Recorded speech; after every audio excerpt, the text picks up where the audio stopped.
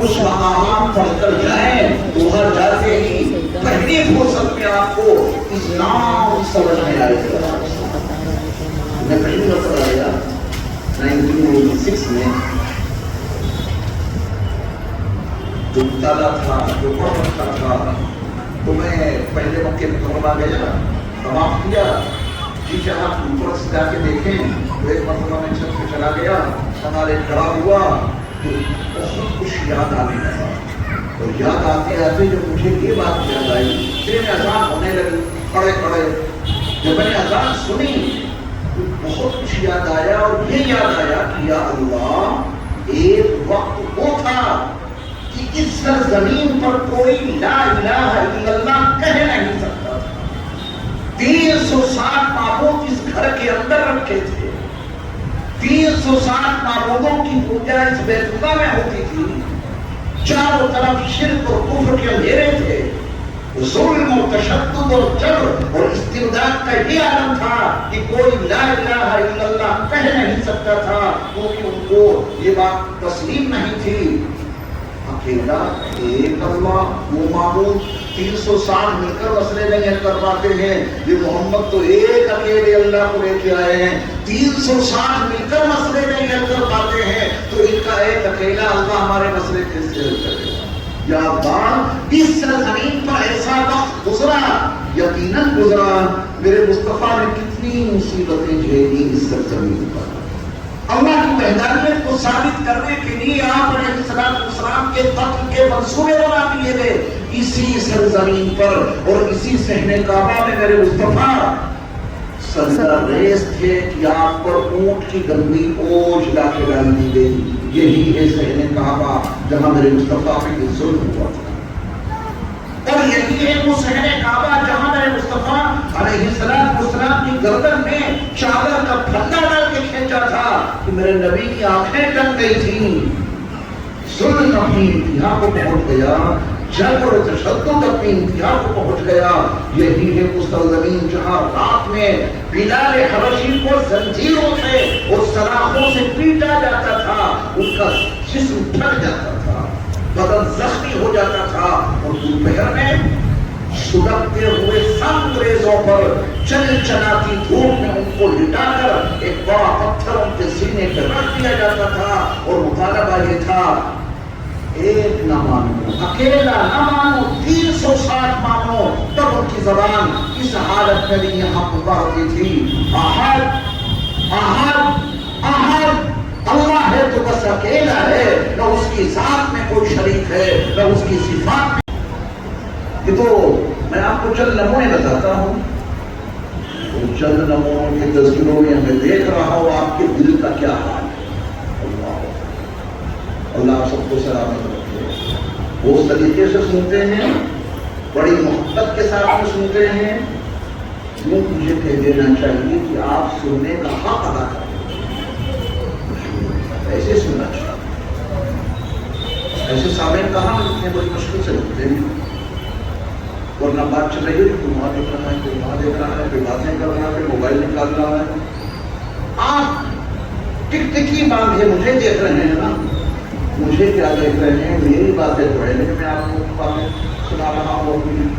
اللہ رسول کی باتیں آپ کو بتا رہا ہوں. اللہ کو سلامت رکھے. چلیے تو یہ سورت کتنی مرتبہ پڑھیں گے سمجھ کے پڑھ لینا. دیکھیے دنیا بدل جائے گی. قل هو اللہ احد اللہ الصمد لم یلد ولم یولد ولم یکن له کفوا احد. کتنی مرتبہ 100 قبلہ کھڑے کھڑے ہمت نہ ہو بیٹھ گئی. بار بار اس لیے عرض کر رہا ہوں کہ عمل نہیں چھوڑنا ہے تو کھڑے ہو کے یا بیٹھ گئے. اس کے بعد 100 مرتبہ آپ کو درود پڑھنا ہے. وہ آپ کو یاد ہے. تلفظ میں کوئی کمی ہو تو اپنی اپنی مسجدوں کے اماموں کے پاس جا کر ان سے گزارش کرنا کہ ہمارا درود صحیح کرا دیجیے. میرا یہ بندہ اس لیے کیا ہے عمل. میرا یہ بندہ اگر تمام عرفات والوں کے حق میں سفارش کرے تو میں اپنے اس بندے کی سفارش تمام عرفات والوں کے حق میں قبول کر لوں گا. ان کی عطا ہی عطا ہے، نوازشات ہی نوازشات ہیں، نااہل تو ہم ہیں کہ کچھ دینے کے لیے تیار نہیں، اللہ ہمیں دینے والا بنا دے۔ اتنا کریں گے تو ظاہر بات ہے کہ کچھ تکان بھی محسوس ہوگا، 100-300 مرتبہ کھڑے کھڑے، اس کے بعد ہوا اجتماعی انفرادی کو آپ کا دعا سے خالی ہو کرنے کی ہے۔ کھانے کا اہتمام معلم کی طرف سے ہوتا ہے، کھانا کب سے خالی لیٹنا نہیں ہے، یہ بات صحیح ہے، لوگ لیٹ جاتے ہیں، غلط بات ہے، آپ نہیں لیٹنا ہے، زیادہ تھکان ٹیک لگا لیجیے، جلیل ٹیک لگا لیجیے، جب کا سامان ہوئے اور لیٹنا نہیں ہے، آپ کو لگا اور تھوڑی دیر کے بعد عصر کی نماز کا وقت ہو جائے گا، عصر پڑھیں گی آپ اپنے خیمے میں، پھر دعا میں لگ جائیں گے یہاں تک کہ سورج کے غروب ہونے کا وقت آ گیا اور سورج غروب ہو گیا۔ مسئلہ 9 تاریخ کو حاجی عرفات کے میدان سے سورج کے غروب ہونے سے پہلے نہیں نکل سکتا، نہیں نکل سکتا، نہیں نکل سکتا، آپ کو بھی نہیں نکلنا ہے، حد بندی ہے آپ کے لیے، آج آپ قید ہیں عرفات کے میدان میں، سورج کے غروب ہونے سے پہلے آپ عرفات کے حد سے باہر نکل سکتے ہیں، خیمے سے باہر نکل سکتے ہیں۔ عرفات کی حدود کیا ہے، کیسے سائن لگے ہوئے ہیں، مینا کی حدود کیا ہے، کس قدر کے سائن بورڈ لگے ہوئے، اس میں آپ کو دکھاؤں گا، سمجھاؤں گا۔ عرفات کے میدان سے 9 تاریخ کو حاجی صاحب سورج کے غروب ہونے سے نکل سکتے ہیں، میاں اگر نکل گئے تو دم آ جائے گا، یاد رکھیے، اگر نکل گئے آپ حدود عرفات سے سورج کے غروب ہونے سے پہلے تو کیا آ جائے گا، اور بچ نکلنے کا بس ایک راستہ ہے، سورج کے غروب ہونے سے پہلے نکل جائیے، واپس آ جائیے، تب معاف ہو جائے گا۔ سورج کے غروب ہونے سے پہلے عرفات کے حد سے باہر نکل نہیں سکتے، یہ مسئلہ، اگر نکل گئے تو کیا آ جائے گا، دم بچ نکلنے کا راستہ، دم سے بچنے کا راستہ، غروب آفتاب سے پہلے واپس آ جائیں گے، نکلے واپس ہی نہیں آئے، بولے مختلفہ چلتے ہیں سیدھے، تاکہ وہاں ڈیرا ڈالنے اور چٹائی بچھانے کی جگہ مل جائے قاعدے سے۔ سارے لوگ پڑے ہوئے ہیں عرفات کے میدان میں، ہم تو پہلے جا کے مزدلفہ میں قبضہ کر لیں گے اچھی جگہ پہ، مسجد مشرق الحرام کے پاس، ریٹرن ہی نہیں ہوئے، کیا جائے گا، دم نکلے، کسی نے ٹوکا کہاں جا رہے ہیں، وہ فون آ گیا، بولے ہم تو مزدلفہ کے قریب پہنچنے والے ہیں، ابھی نکل گئے، جلدی واپس آؤ، واپس آتے آتے آتے آتے عرفات کی حد میں داخل نہ ہو سکے، سورج غروب ہو گیا، اب تم دینا پڑے گا، سمجھے، واپسی اگر سورج کے غروب ہونے سے پہلے عرفات کی حد کے اندر ہو گئی تو دم معاف ہوگا، نکلے سورج کے غروب ہونے سے پہلے اور ریٹرن ہوئے سورج کے غروب ہونے کے بعد تو کیا آ جائے گا، دم، یہ ریٹرن ہی نہیں ہوئے تب بھی دم آ جائے گا۔ اس لیے آپ کو پوری حاضر زمانی سے خاص طور پہ یہ مسئلہ نازک بن جاتا ہے اس موقع پر جب آپ کا خیمہ عرفات کی حد کے بالکل کنارے ہے، یہاں پہ حد ختم اور سڑک پہ آپ کی بس کھڑی، تو سوچا کہ بس میں سیٹ مل جائے، خیمے سے نکلے اور بس میں بیٹھ گئے اور وہیں بیٹھے رہے، سورج غروب ہو گیا، اس کے بعد ہی بس حرکت میں آئے گی، تو سورج کے غروب ہونے سے پہلے کہاں رہے، بس میں، اور بس کہاں کھڑیں گے، رب عرفات سے باہر، سمجھ آ جائے گا، اور بس توجہ دینا اس مسئلے پہ، اگر وہ بس حد عرفات کے اندر ہی کھڑی ہے اور آپ بس کی سیٹ پانے کے لیے عصر کی نماز سے فارغ ہو کر بس میں بیٹھ گئے، آپ بس میں ہیں اور بس کہاں ہے، عرفات کے میدان میں، اب کوئی تک نہیں، بس میں بیٹھے بیٹھے دعا مانگ لیجیے، سیٹ بھی مل گئی، اور میں نے جملہ استعمال کیا کہ آپ بس میں ہیں اور بس عرفات میں ہے، تو آپ عرفات میں ہیں، نکلے کہاں، بات واضح ہو گئی۔ مسئلہ 9 تاریخ کو جب سورج غروب ہو جائے، آپ ہیں کہاں؟ عرفات میں، یا نکل گئے؟ عرفات میں ہیں۔ حاجی عرفات کے میدان میں ہے، سورج غروب ہو گیا، ساری کائنات کے لوگ اپنے اپنے ملکوں کے لحاظ سے سورج کے غروب ہونے کے بعد کون سی نماز پڑھیں گے؟ مغرب کی۔ آپ نہیں پڑھ سکتے، آپ نماز نہیں پڑھ سکتے مغرب کی۔ ابھی عرفات کے میدان میں سورج غروب ہو گیا ہے، سب پر نماز فرض ہو سکتی، پڑھو تاخیر تک کرو ادا ہو جائے۔ تو آپ کے لیے آرڈر ہے کہ آج آپ مغرب کی نماز سورج کے غروب ہو جانے کے باوجود نہیں پڑھ سکتے، پڑھیں گے۔ وہ حکم دیں تو حلال ہے، وہ روک دیں تو حرام۔ اجازت نہیں ہے آپ کو کہ آپ مغرب پڑھ رہے ہوں۔ سورج غروب ہو گیا، مغرب پڑھے بغیر اب آپ نکل سکتے ہیں عرفات کے میدان سے۔ ٹھیک ہے، مغرب پڑھ کر نکلیں گے یا بغیر پڑھے؟ کہاں پڑھیں گے بتائیں گے آپ کو، کب پڑھیں گے، کیسے پڑھیں گے، پوری تفصیل آئے گی آپ کے سامنے۔ عرفات کے میدان میں آپ سورج کے غروب ہو جانے کے باوجود مغرب نہیں پڑھ سکتے۔ مغرب پڑھے بغیر آپ روانہ ہو گئے، بس کے ذریعہ یا کوئی بھی طریقہ آپ اپنائیں، پیدل روانہ ہوئے ہیں آپ مقام نمبر 4 کی طرف، اور مقام نمبر 4 مزدلفہ روانہ ہو گئے۔ راستے میں مغرب پڑھ سکتے ہیں۔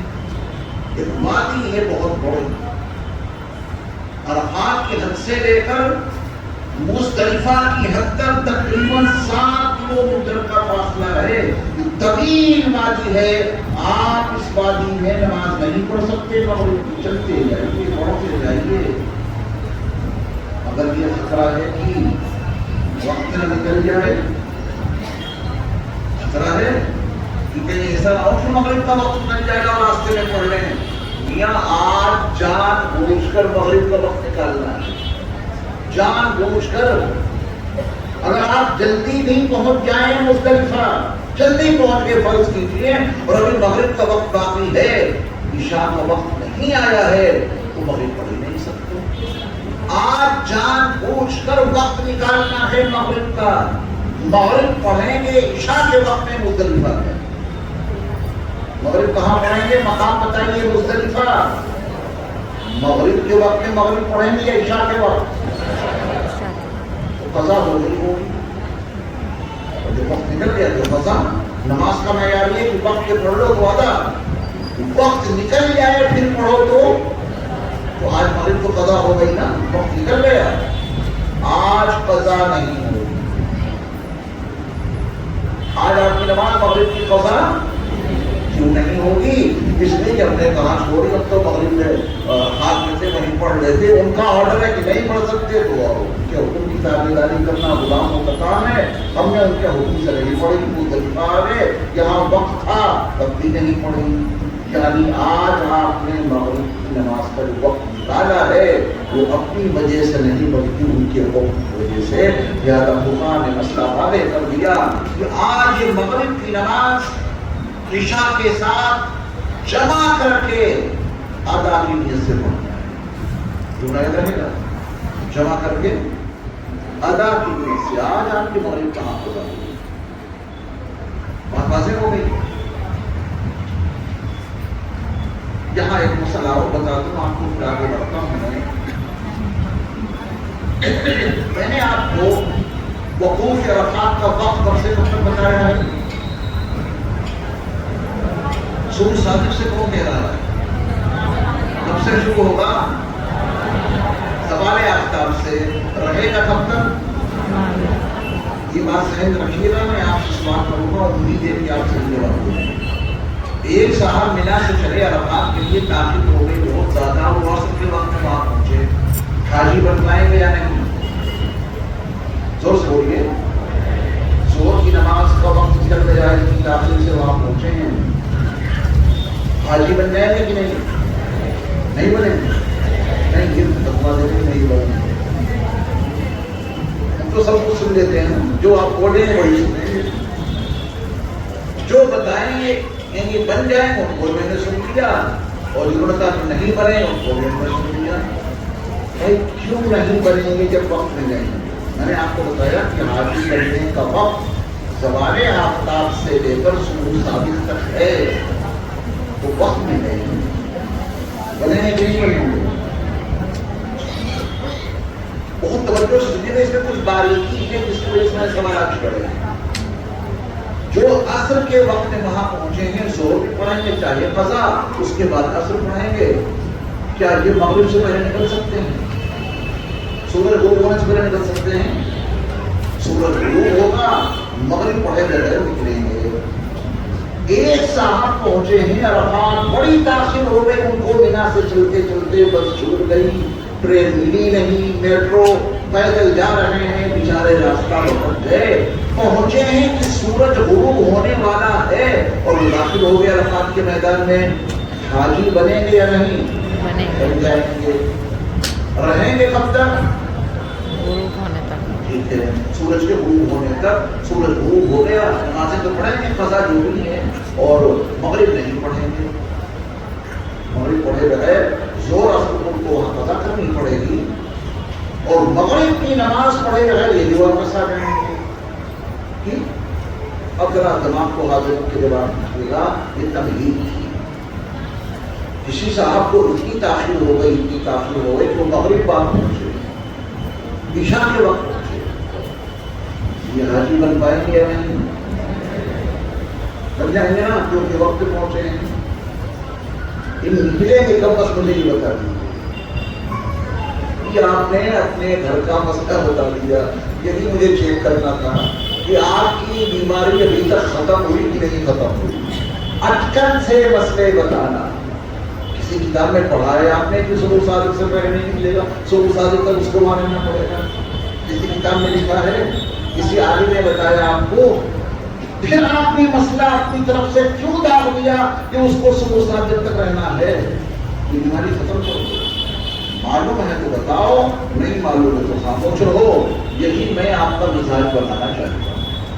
ان کے بعد گھر سے واپس آئیں گے، وہ قوم اتنی سیدھی ہے، ہم سے تھوڑا مسئلہ پوچھنے آئے گی، یہ تو آپ مجبوری نہ ہے سیکھنے کے لیے۔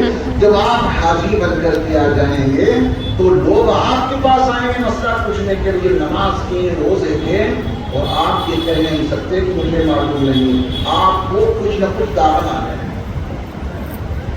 نا؟ اس سے پرہیز کرو، داغنے سے پرہیز کرو، بغیر علم کے مسئلہ بتانے سے پرہیز کرو۔ مرکز نظام الدین سے جو دعوت و تبلیغ کا مرکز ہے، ہمارے اکابر یہ نصیحت کرتے کرتے تھک گئے، اور لوگ ماننے کو تیار نہیں، وہ خوب سمجھاتے مسئلے مسائل کی بات مت کرو، لیکن آپ